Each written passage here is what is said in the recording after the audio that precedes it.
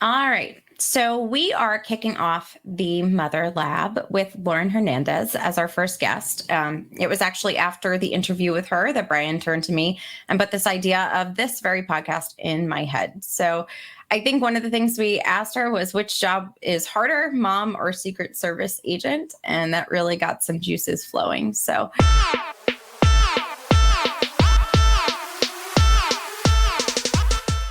I'd like to introduce Lauren Hernandez. She is the author of Back Barbie, the Secret Service edition, and she is a former Secret Service agent. So thank you so much for joining me, Lauren. I was really, really inspired by your story and, your decision to, transition from your career, a career that you really wanted, as we'll talk about, and to have a child and to be the mom that you wanted to be for him. So thank you very much for coming on today to talk about this with us. Well, I'm honored to be here. I mean, what a special episode to start this off. So why don't you kick us off? Now, I know your story, and anybody who's seen the previous episode knows your story, but why don't you tell the audience a little bit about your past life, right? And how you came to be a Secret Service. Yeah, your past life. And how you came to be a Secret Service agent, all of that training and that endurance that required. Yeah, so ever since I was age 10, I was set on being an FBI agent, and that was my goal and my dream in life. So I watched movies, I did everything I could to accomplish that dream.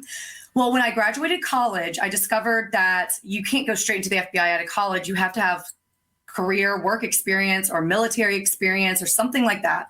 So I applied for the NSA, the National Security Agency, and the Secret Service at the same time to see which one I was going to get into. Obviously, I got into the Secret Service, and I went through 6 months of intense federal law enforcement training right after they accepted me. So I had to go through polygraph background checks, a stack of papers this thick with 10 years back of where you've traveled internationally. I mean, you had to list every neighbor possible. It was just a lot of information, situational awareness testing that you had to pass. It was a lot. But once I got through that and went through 6 months of the federal law enforcement training, I then joined the ranks of the Secret Service and worked at the White House, which was exciting. But at the same time, I learned a lot about myself just going through training and what it took to really dig down deep inside to become a person that you didn't really know existed. And as much as I knew that you had to be really tough to be in this environment, especially a male-dominated one, I didn't realize what was all involved until you actually step foot in training. And I discovered that I was a lot stronger and thicker skinned than I ever thought possible. And so that's what I did. I did it for a very short period of time. I did it for 1.5 years because I just discovered that it was the shift work and I was bored. So it wasn't for me. And so I ended up changing my career path and I was happy with that. So how long thereafter did you have a child? And did that play a role in any of your decision to leave as well? So I got married while I was working the Secret Service, and that was really difficult because I had a chance of my honeymoon being canceled.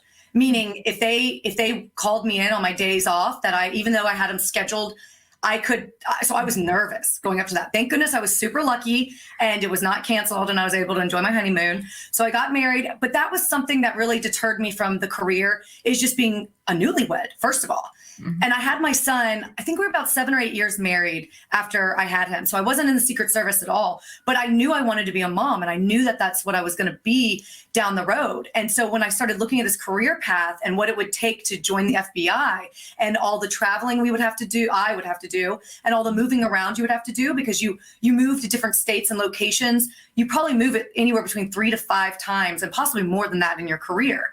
And I knew I wanted to be around family. So I just started thinking all those things through. And I was like, well, what am I going to do so I can utilize my clearance with the Secret Service and still have consistent working hours? And that's when I joined government consulting up in DC, the DC area. So I ended up having my son about 7 or 8 years after we were married. So we didn't want kids at the beginning. We were focusing on our careers. I was super young. I was 22 when I got married. So we were just enjoying life. So, but by the time 4 years passed, we were ready to start having kids, and I ended up actually having trouble having kids. So I had to go through fertility treatment. So I just did like IUI fertility treatment. And that was on top of everything else, changing careers and doing all that. Mhm. I was dealing with this. And that was another stressor added to the whole process of, okay, just even talking about having a child is stressful enough. And then you have to add on top of that fertility issues, which is a whole nother ballgame to add more stress to your life. Absolutely. Now, at the point that you had, you have a son, correct? I have one son. Yeah. Yes. So at the point that you had your son, you were in a consistent, working environment, correct? Or were you working at the time? Well, so it actually worked out really nicely for me because my husband was never going to let me quit government consulting because the money's good. So he's like, when you have this child, you're going to have to stay here. I ended up losing. So I resigned from my current company and accepted a job with another government consulting firm. And the reason I did that was because it was going to be 3 days a week, 12-hour shifts. So I was off for 4 days. And I knew, I was going to have a baby. And so I knew that would be an ideal situation for me to be the best mom I could be while working. So I'd be working full time, but 4 days a week, I'd be at home with my child. And that way, less daycare, more time with me. Right. And that was my goal and plan. Well, they lost the government consulting position I was hired for. Ooh. So yes, so I went on unemployment and I started my own business in my condo, dog walking. So I took care of all the dogs and stuff in our condos because people had dogs and they were working full time. So I took care of their dogs. If they went out of town, I walked their dogs. So while I was pregnant, I basically had my own business and walked dogs, took care of dogs. I had my son in February and I was still dog walking. So the first week, my mom and husband helped me. The second week, I was dog walking with a brand new newborn baby out in February in Northern Virginia, freezing cold. So that is dedication. That is certainly dedication. If you don't walk dogs, you don't make money. So I was out there doing that. And I could barely walk. Oh my goodness. You didn't have a C-section. That's for sure. No. You would not be walking. Yeah, but it was uncomfortable. And I'm sitting there like walking so slowly. It took me like 10 minutes to get down the hall. And I'm like, of course, the dog I'm walking is at the end of the hallway, the furthest away. And I'm like, oh gosh, I'm going to die. And then during delivery, I bruised my tailbone. So one of the dogs was really strong and he pulled me by the elevators and I slipped and fell right back on my tailbone. And I was like sitting in a donut for like a month because my tailbone was bruised. Oh my gosh. Now, all right. So here's the $1 million question. And this is really where, and something you said earlier really struck me. And you said something like discovering something that I had inside myself or something like that. You just said it. And, I wish I could remember things that just happened 10 minutes ago. Don't worry. I'm the same. But, I think there's a parallel there with motherhood as well, right? I mean, so if I had to ask you, which was harder, right? Motherhood or the Secret Service, what would you say? Definitely motherhood. It's so hard. You have this being and this person that you're responsible for. And what I always said was, I always wanted to be a stay-at-home mom, and I knew I was always going to go back into the workforce. But I wanted to be a stay-at-home mom because if I screwed up my child, I wanted to be responsible for that. I didn't want someone else to screw them up, and then I'm like, well, if I had stayed home, this child would have been da-da-da-da-da. That way I was always responsible, and I was always like, hey, whatever happens to my child is on me because I raised them. And it's all about digging down deep inside and just being strong and determined and having endurance and a strong will. Because when you say something as a parent, you've got to stick it out. And I remember that was the biggest lesson my mom ever taught me was, she was, Lauren, if you tell Noah that you're taking his iPad away for 1 day, a week, she goes, you have to be prepared to take it away for the amount of time that you say. And the reason being, she goes, because he'll know that you back out of your word and then he's going to do whatever he wants because he knows that there's truly no consequences. And so that was the most important thing my mom ever told me was, when you say it, you better be willing to do it. And so some of the stuff I would sit there and pause regarding the punishment because I wanted to make sure I was willing to give, Right. like sacrifice my time and, you know, my endurance and my everything to punish my child, you know? Because sometimes that ends up being more of a punishment for you, right? That's exactly. And so I had to be like, okay, so how long can I, maybe I just say an hour he can't watch his iPad because I don't know if I can do all day. But it is more of a punishment for you as a mom, and that makes it really difficult. And so that was something that I really learned, and that's why it's so hard, is because, and you're raising each, even though I only have one child, each child has their own personality. So you have to you take even more energy and exertion because you're raising each child individually, and each child needs has different needs than the others. And you have to be able to figure that child out, understand what's going on, to understand the child, all that kind of stuff. And it's a lot of work, and it is hard. I've asked a ton of moms, and they have all said they prefer a full-time job over being at home, a stay-at-home mom. I am one of those. Yes. Yeah. It's that hard. Well, are there any skills that you acquired maybe in the course of your training that you can apply to motherhood?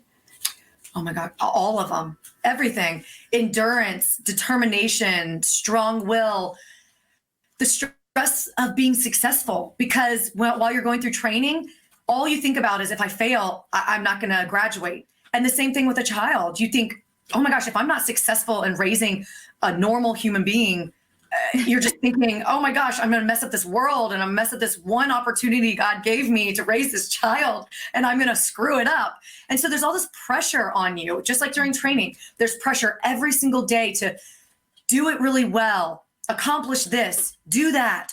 Same as a mom. There's so much pressure on you every day to volunteer at your child's school, to be present in the moment, to be a person, a daily taxi. There's just so much. And one of the biggest things I learned is through training and just working a full-time job and being a mom, how to eat on the run, eat standing up, eat as fast as you can to scarf down some calories, and then keep going. That was the same in the Secret Service. Well, because you're moving from post to post, and sometimes you have time to sit down, but you might be manning this post where you have to let the gate up and down. So you're constantly just shoving food in before running around to wherever you're going. And so it's exactly like being a mom. Same thing. You're scarfing down whatever till you go to the next task. Oh my gosh. I never thought about that. That's true. So I'm telling you, there's a lot. I literally think everything I did in training parallels parenting. What is that saying about children? I know that they're tough. I'm more of a dog person. Yeah, actually, look, I'm with it. I love dogs. Oh, they're my favorite. I'm all about the dog. And side note, we got this dog. Santa brought him, and I thought that this dog was going to kind of mellow out my son. And instead, my son rubbed off on the dog. And I was like, I used to like dogs, but now you're just as crazy as he is.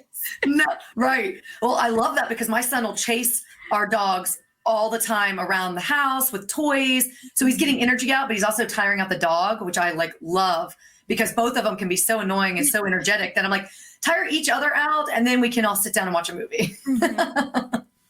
No, I'm a mother of one son as well. And I wasn't this actually wasn't on my mind before, but I think about sometimes, is it okay that he's an only child, right? And I have all this guilt inside of me. And now I have no intention of having any other children, and I know you struggled. So, Yeah.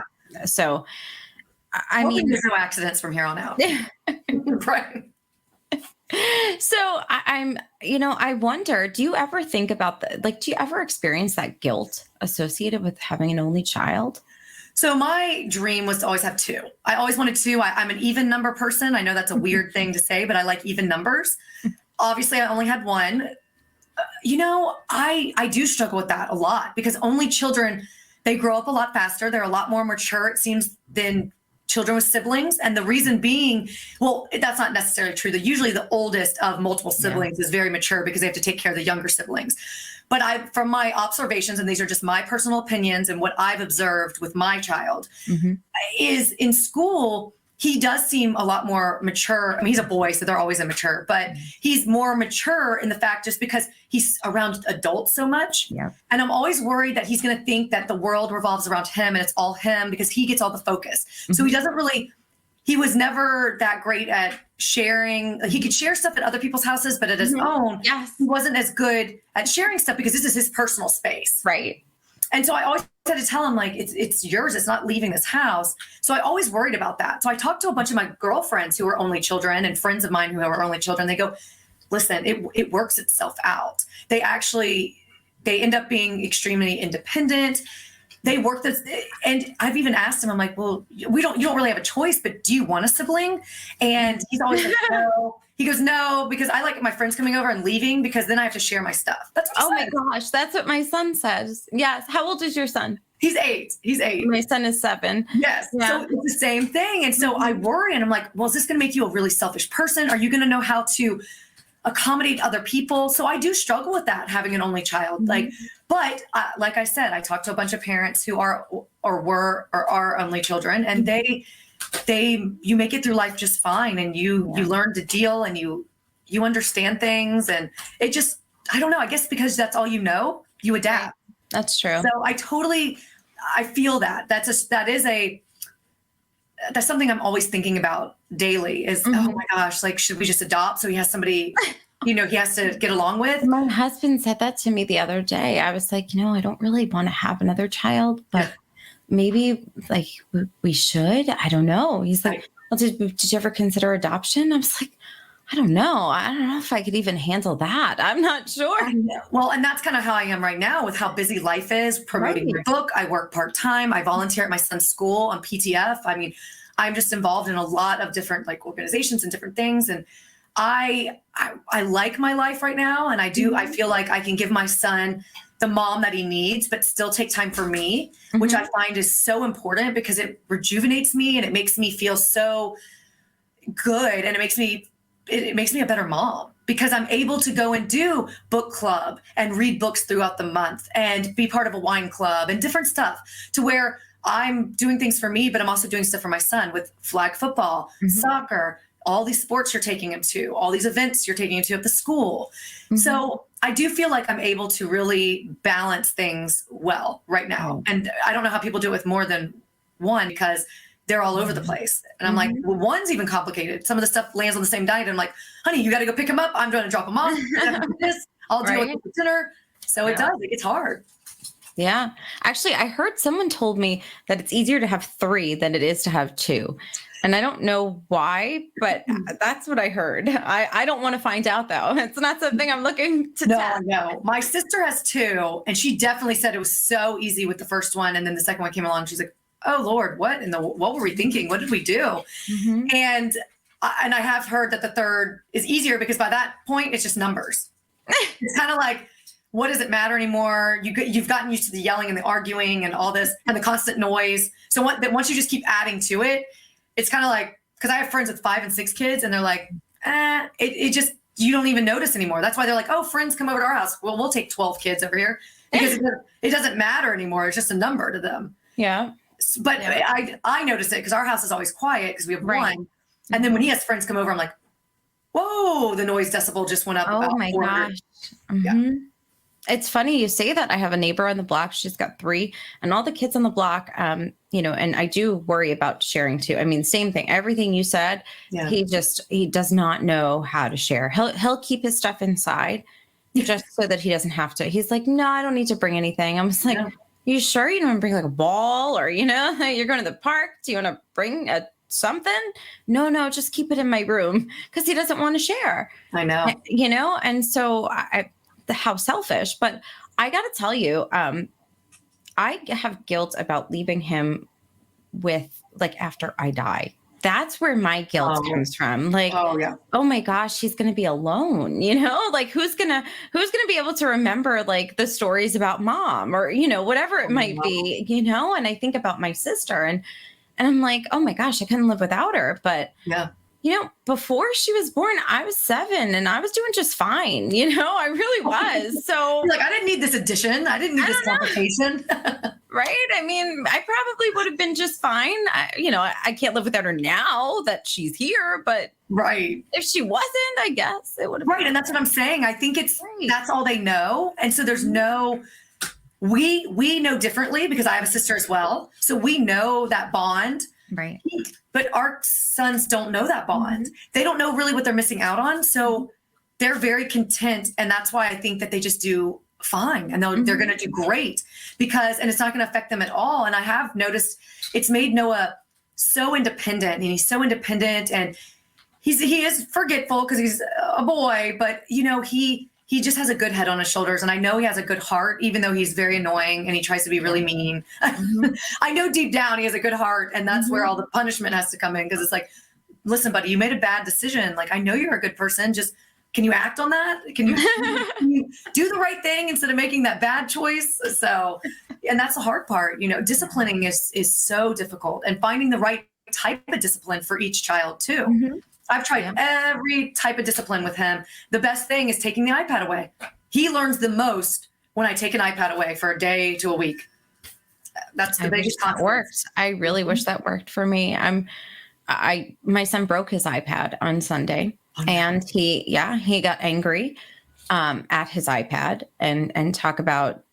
I didn't even yell. I got to be honest with you, Lauren. I didn't even yell because I was in such shock that he had shattered the iPad. And when I asked him, he had about a moment of regret and remorse. And he was like, oh my gosh, I didn't know that was going to happen. And then after that, it kind of just dissipated.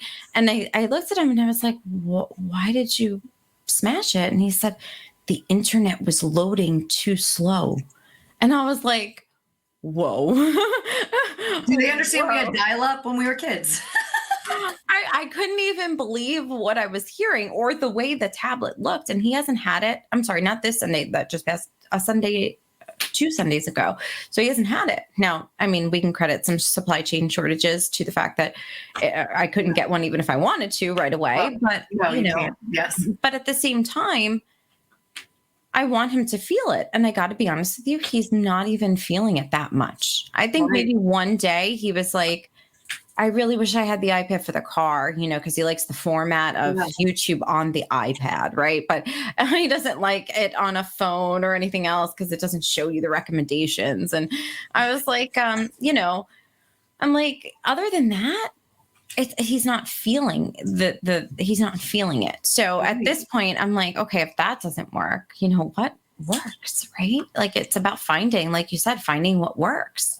Right. I mean, my son would be devastated if he broke it. I mean, we have a cover, a protector, everything so that he can't break it. And it's so expensive. I mean, honestly, if he broke it, I think I'd make him pay for another one. I did. Yeah. Because it's like, they're so expensive. They're not cheap. You can't just get the supply. It's like, what's going to take another year to get one in right now because everything's so backlogged. I mean, it's hard. And I mean, I try to really instill consequences and just make sure that I focus on the action and like what he did. And, even if it's just, he said something mean to somebody, it's like, how would you feel if someone said that to you? And it's like, well, it hurt my feelings. And I'm like, well, then you don't want to say that to other people. I know you're just joking or you're doing this, but if you don't want to hear it, you shouldn't say it out of your own mouth. And now granted, kids are going to be kids. You can't have them be perfect. That is impossible. It's not going to happen. But to just have them aware and understand that maybe what they're doing could be hurtful to another person, or just being aware of that. I try to constantly just remind him and correct him and get him to understand that words can be hurtful, but also if someone says something hurtful to you, you don't have to internalize that either. You can ignore it, walk away, because it would make him angry sometimes, and you want to go hit somebody or do something. And I'm like, if someone says something mean to you, just walk away. And if they continue, go tell a teacher or a parent. You don't want to have those consequences of, hitting somebody back or being caught being violent or doing something that you're going to get in really big trouble for. Right. So I've been just trying to teach him that kind of stuff over a long period of time, 8 years. Yeah. Well, now that we've gone down the road of only children, I do want to come back to one last thing. So now here you are, right? So you have a child and you're also working on not only yourself and the things that you like to do, but you're also working, like you have a career of your own too. So I think the famous question is, how do you balance all that? How do you balance all that? So I think staying organized. I think staying organized is one of the biggest things that you can do as a mom to stay on top of it. I work part-time, so I'm trying to just always, I focus on myself too. I go to the gym. I try to go to the gym almost every day.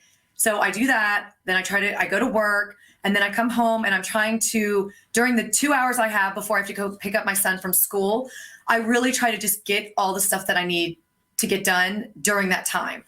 And it's just all about, I make lists and I just make sure that I get the things that are the most important off the list first. And that's what's really helped me stay on top of things.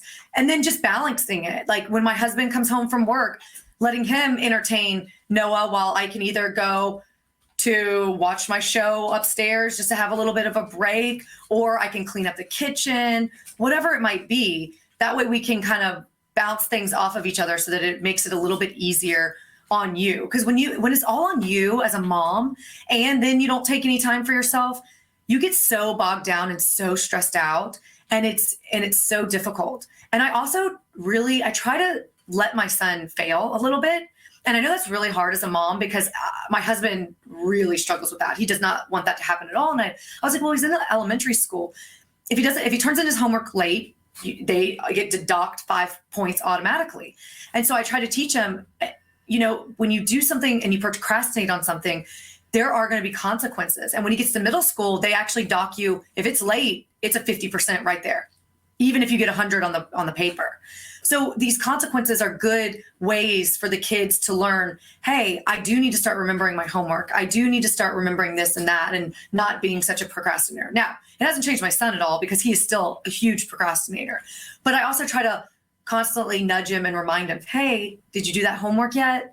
You know what I'm saying? These little reminders to try to get him going so that he doesn't, I don't want him to fail, but at the same time, if he doesn't do it and it's bedtime, I'm like, well, then you can either wake up 30 minutes early tomorrow morning, or you can turn it in and get an F. Mm-hmm. And once you come home with an F, there are consequences at home. So it's like, what your second set of consequences? Right. So it's like, well, what do you want? You want an F and being in trouble, or do you want to just get it done? So it's a lot. This is what I'm saying. Parenting is tough, because especially sometimes when your husband and you disagree on how to do things, where I'm all about the consequences, because I think kids will learn quicker when there are consequences than if I did their work for them. And if I did it for them, then they're never going to learn. And then when they do have something really bad happen, what if it's in high school and that ruins your GPA to get into college? So it's like, I'd rather him learn now in elementary and middle school, when the grades don't really, they matter, but they don't matter. You know what I'm saying? Mm-hmm. I'd rather him learn the big, hard lessons now than to learn it when it really matters. So that's my goal anyway in life, is to just really get him to understand things at this level at an early age. But we'll see. I don't know. A lot of things go in one ear and out the other. So. Oh, gosh. Well, Lauren, I thank you so much for joining us and kicking off this show. I'm really, really excited about the rest of the season as well. So I'm just very grateful. Thank you very, very much. And, if there's anything you'd like to leave the audience with, please share. Well, I mean, I know we talked a lot about my career and being a mom and parent, but I think one of the biggest things, I know you told the audience I'm an author of Back Barbie, the Secret Service edition, but one of the biggest takeaways from my book, and the reason I want to share it so much with women, men, just anybody, is because no matter how the world defines you, so they could define you as a good mom, a bad mom, a lazy mom, a drunk mom, whatever it might be, don't let the world determine who you are as a person. You show other people who you are. And if you fail or succeed, you know what? You're the only person who can determine if you're going to do that or not. So just put your all into it. So if you want to be a successful mom, then do everything you can to be successful at that, and put your heart into it and your soul into it. And don't let others define you as a person or a mom. You need to go out there and be you, and be strong and stand up for yourself, because if you don't stand up for yourself, nobody else will. Thanks, Lauren. You're welcome. Have a great day. And thanks again for having me.